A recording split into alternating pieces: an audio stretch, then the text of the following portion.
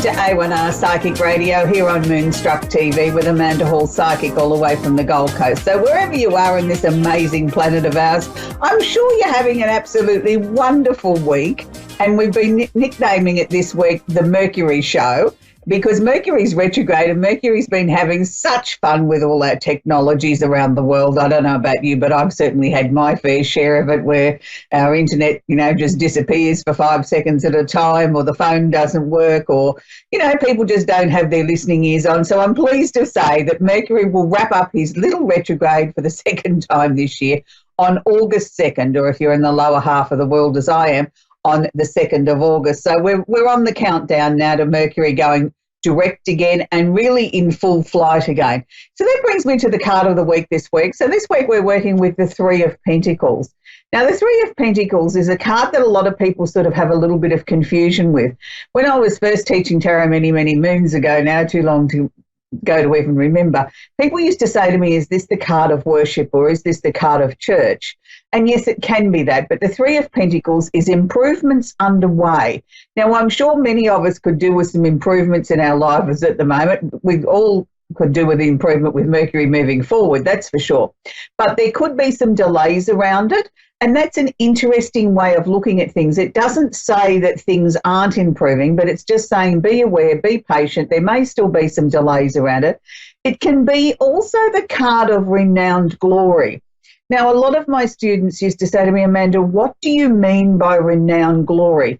Now, to me, renowned glory is when we've achieved the highest possible point, or where we feel the most comfortable in a situation that we may have been working on for a very, very, very long time.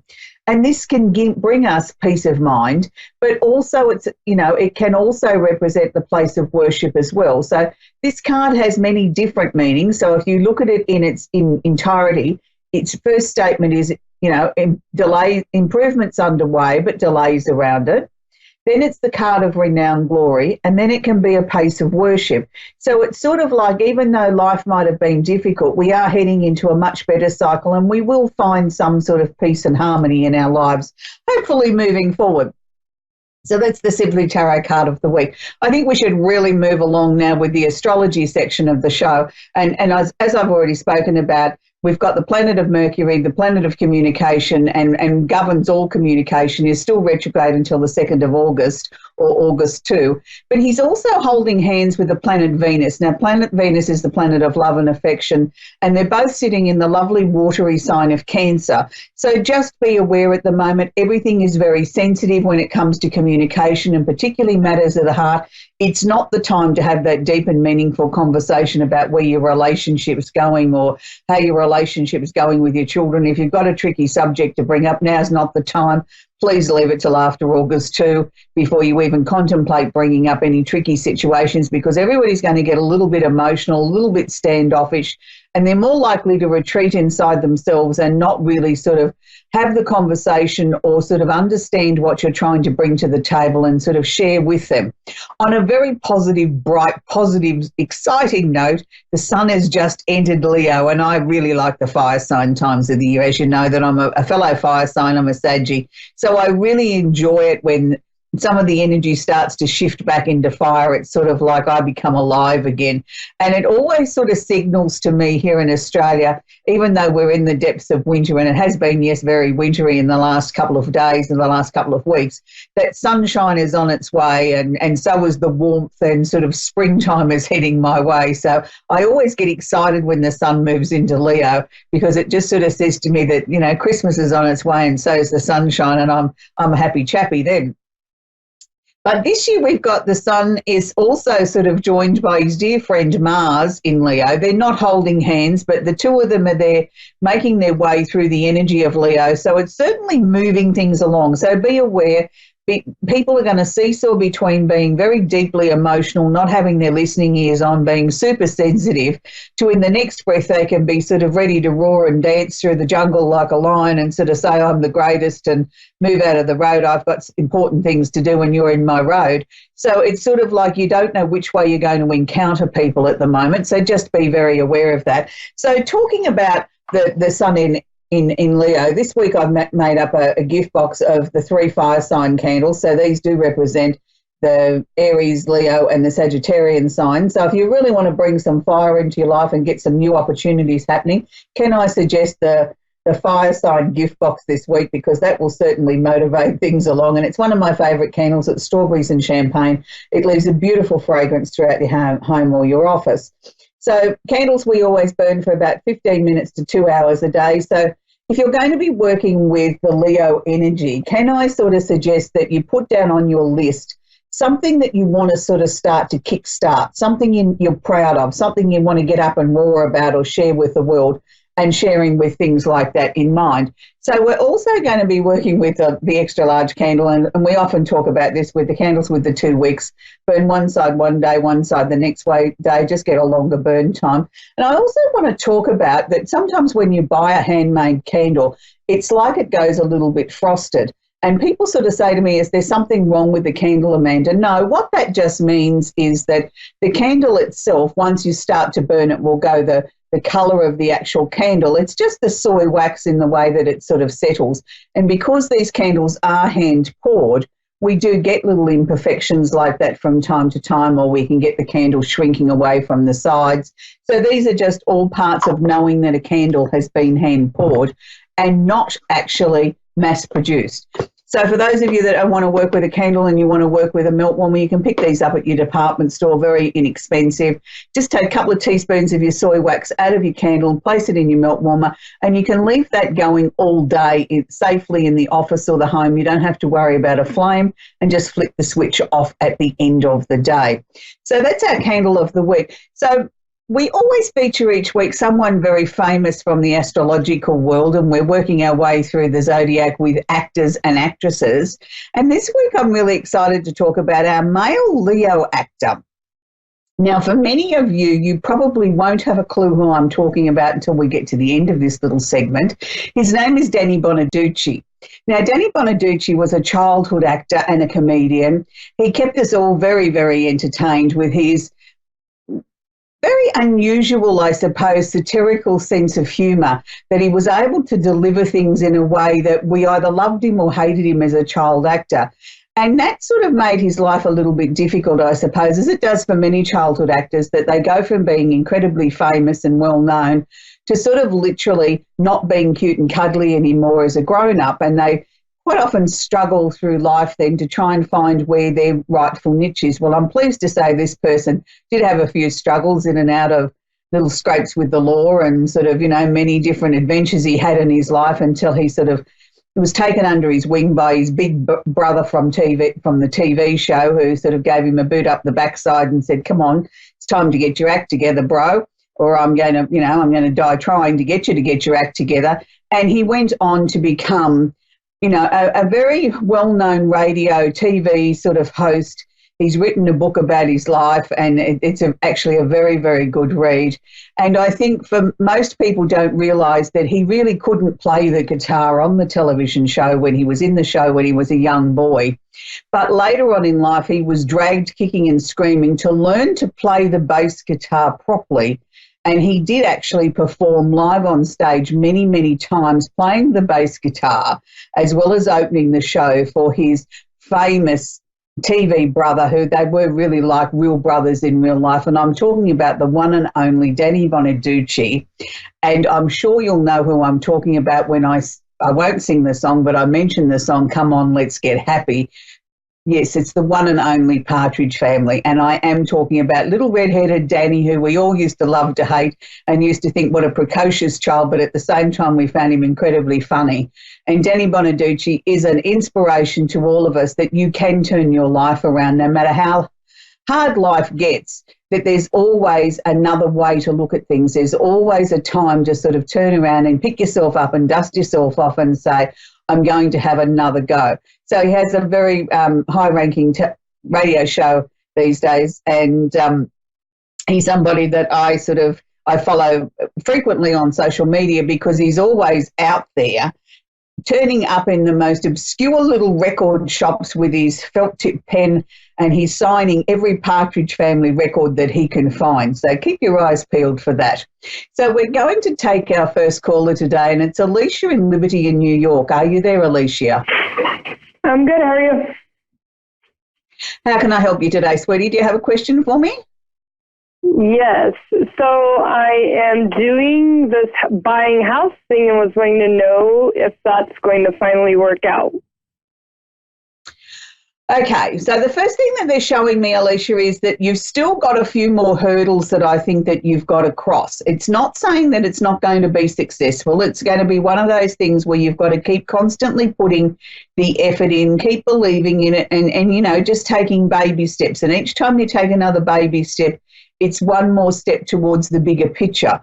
So it's interesting, though, because you're not the sort of person that gives up easily, are you, Alicia?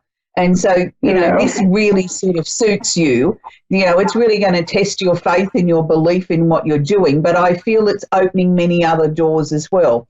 Would it be fair to say, Alicia, in the last 12 months, there's been a lot of changes in your life, a lot of doors that have closed that you've had to, that you've struggled with emotionally to shut, but you know that they were meant to be shut? Good. Well, I want to say to you, you know, give yourself a packet of gold stars, sweetie, because you're really doing an amazing job. They're also showing me that they're showing me a swimming pool, and I don't think that means you've got to put in a swimming pool. I think they're showing me a swimming pool to sort of, as a symbol to sort of show me that, you know, you've got to have tenacity, you've got to have the courage, the drive, the ability to sort of say, I can dive in the deep end and know that as long as I keep, you know, a certain sort of pace, I will reach the other end, I will reach my destination, but it's going to be, you know, a bit of hard work along the way, but you're not frightened of that. And I see that as a swimming pool as not only that in a symbology sort of way, but the water being very clear and that we can see the bottom, where if it was, you know, they showed me you diving into a river or a stream or a creek, we wouldn't necessarily be able to see everything that was underneath the surface. This is very clear. So there's nothing there that's going to sort of bog you down that you can't find a way over or around or sort of push your way through. You still have that strength, that determination to make everything sort of right in your life. And I feel that that's a good thing, Alicia. Have you also been working on your health too, sweetie? Yeah, I need to work on that better.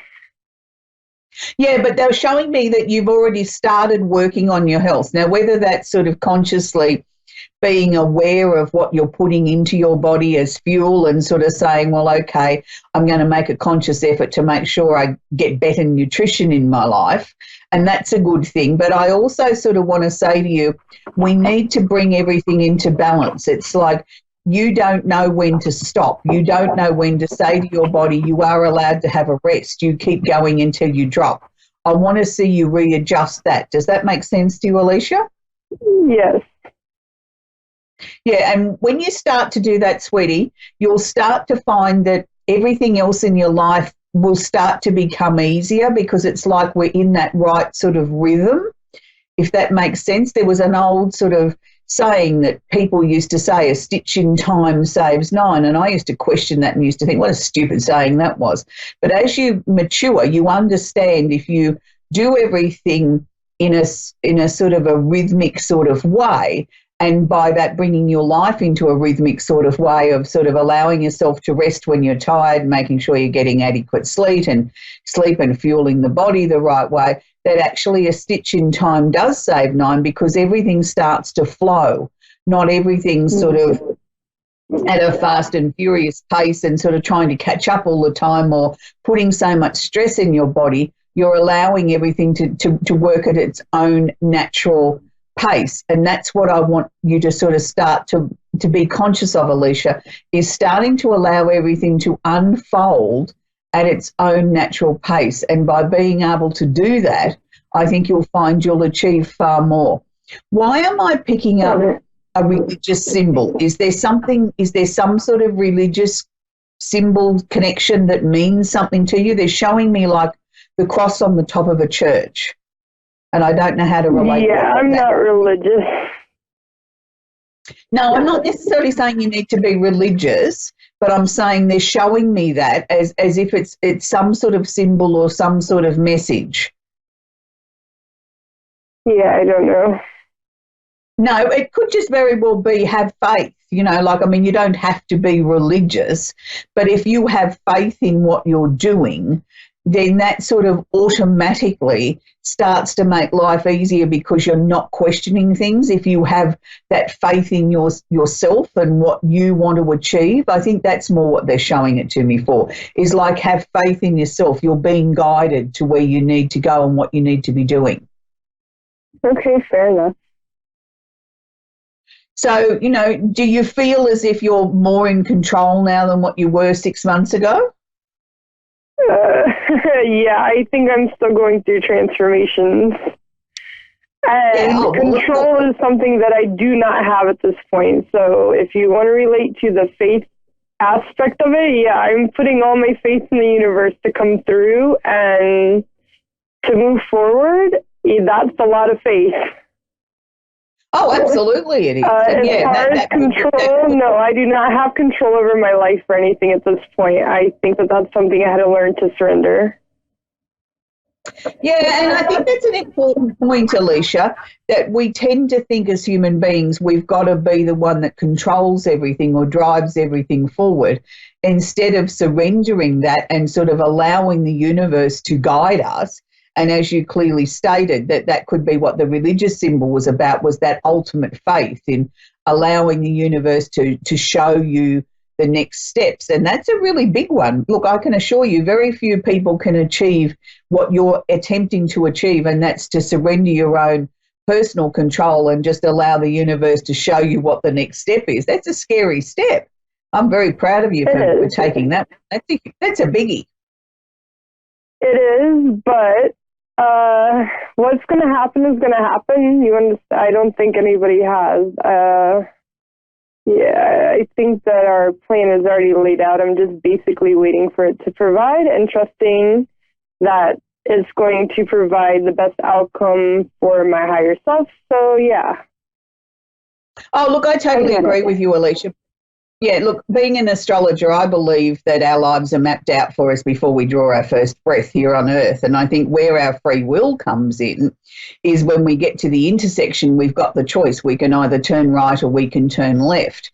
But basically, our lives are already mapped out for us. It's just a matter of us connecting the dots. And it's when we swim against the tide or we turn left when we should turn right.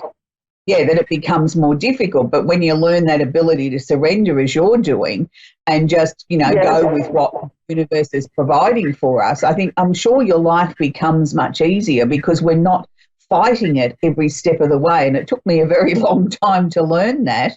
And it doesn't matter how much knowledge or wisdom you have or how many things you learn, Alicia, along the way, until your soul is ready to listen to that, you don't necessarily move with that. So we're going to have to wrap it up there, Alicia. Lovely to speak with you. We're going to talk to Natalie in Manchester in England now. Natalie, are you there, Natalie?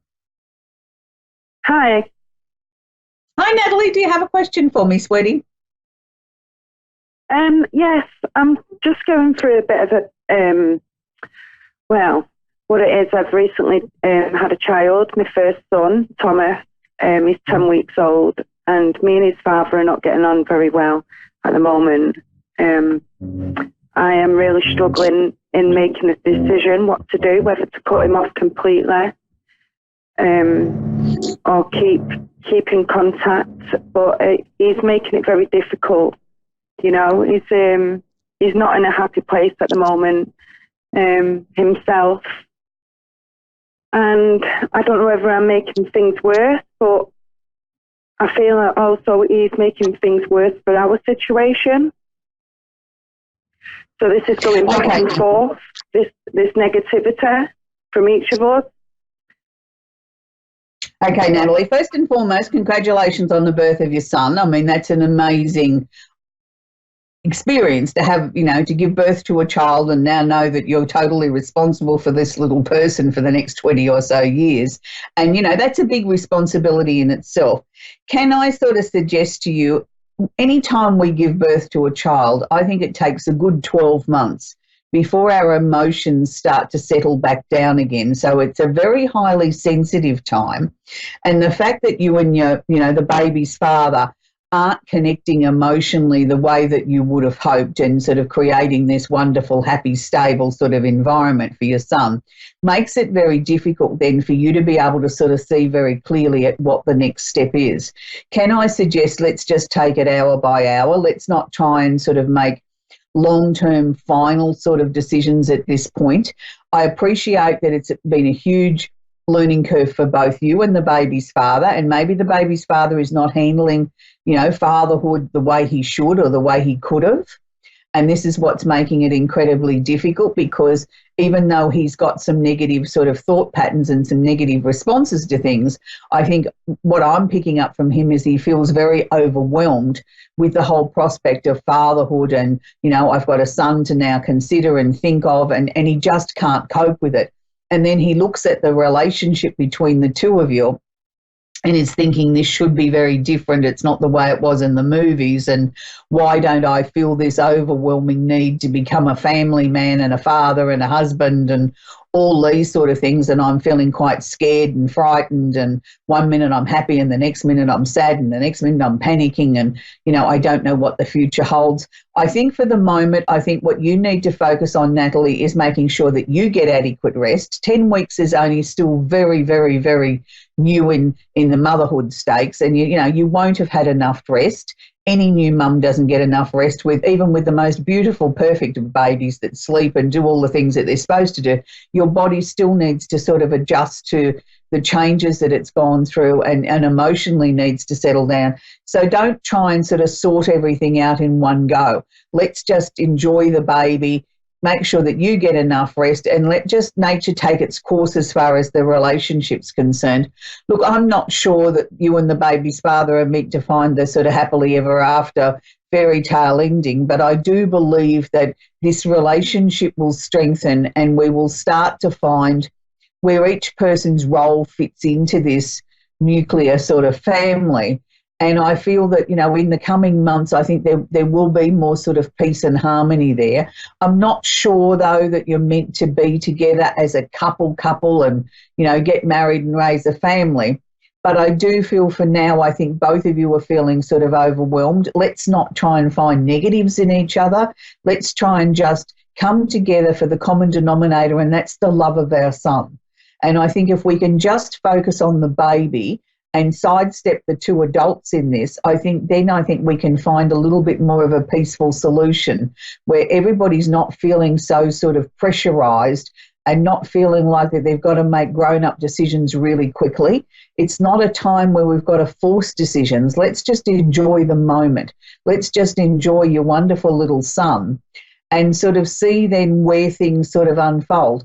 I think that the two of you need to sort of take the pressure out of the pressure cooker between the two adults and trying to find long-term solutions. I think we need to just enjoy now, enjoy the baby, enjoy, all the little changes that are going to go on with your son, and they grow so quickly and their little faces change and, they start to smile and grab your hand and start to want to roll over and do lots of things really quickly. So enjoy all those moments. They're very precious. You don't get those back again.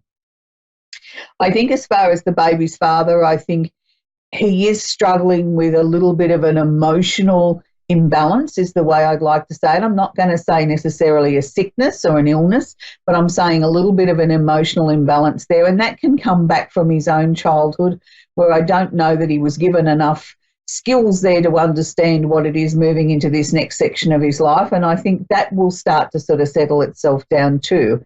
But I do feel that the two of you will eventually find a comfortable spot in being parents and find your way back to each other in a different way to where it's sitting at the moment. I do feel that there's going to be some peace and happiness there. So I hope that's helped you, Natalie. But most importantly, just enjoy your son at the moment. That's where your mind needs to go, is focusing on that beautiful little bundle of joy.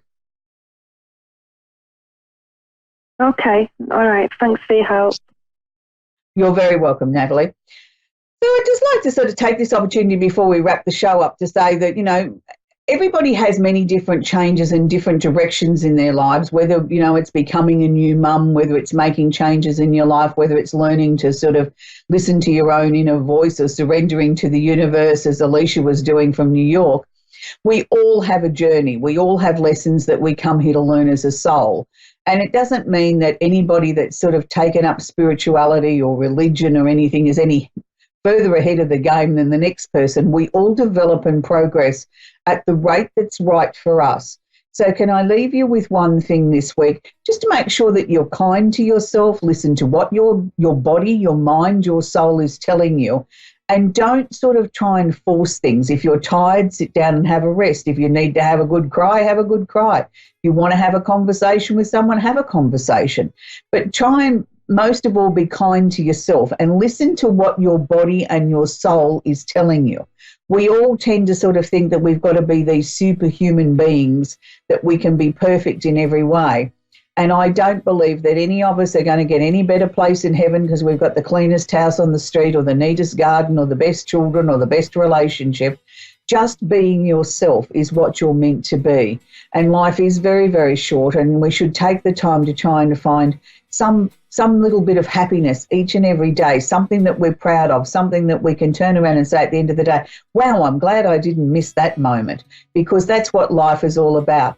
And I think if, you know, you've got YouTube handy, why don't you go and Google, come on and get happy from the Partridge Family. I think it's a lovely way to finish your day or start your day as it here is in Australia. And I know that there's many of us around the world that grew up watching the Partridge Family, and, you know, and it takes you back to a different time and place where things were a little bit more innocent, I think.